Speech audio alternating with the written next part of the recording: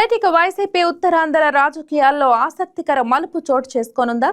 MLC Duvvada Srinivas పై గతంలో విధించిన suspension వేటు ఎత్తివేసి ఆయన జగన్ తిరిగి పార్టీలోకి చేర్చుకుంటారా?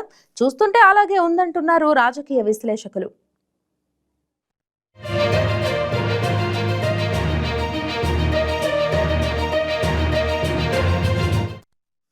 అసెంబ్లీ ప్రాంగణంలో జగన్ స్వయంగా దువ్వాడను పలకరించి పక్కన నడిపించుకుంటూ తీసుకువెళ్లటం రాజకీయ వర్గాల్లో చర్చనీయాంశమైంది.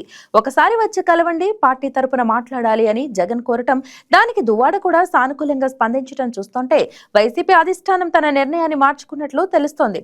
గతంలో వ్యక్తిగత వివాదాలు మరియు కుటుంబ సమస్యల కారణంగా ఆయన్ను సస్పెండ్ చేశారని ప్రచారం జరిగినప్పటికీ తాజా పరిణామాలు పార్టీ అవసరాల దృష్ట్యా ఆ పాత విషయాలను పక్కన పెట్టినట్లు సూచిస్తున్నాయని చెబుతున్నారు.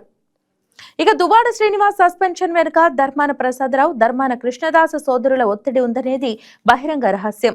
శ్రీకాకుళం జిల్లా రాజకీయాల్లో ధర్మాన సోదరుల పట్టును కాపాడుకోవటానికి గతంలో దువ్వాడను జగన్ దూరం పెట్టారు. అయితే ఇప్పుడు పరిస్థితి మారింది. ధర్మాన సోదరుల ఆధిపత్యం వల్ల పార్టీ నష్టపోతుందనే భావనలో జగన్ ఉన్నట్లు సమాచారం. అందుకే వారిని నిలువరించడానికో లేదా జిల్లాలో ప్రత్యామ్నాయ నాయకత్వాన్ని బలపరుచుకోవటానికో దువ్వాడను మళ్లీ దగ్గరకు చేర్చుకుంటున్నట్లు విశ్లేషకులు భావిస్తున్నారు.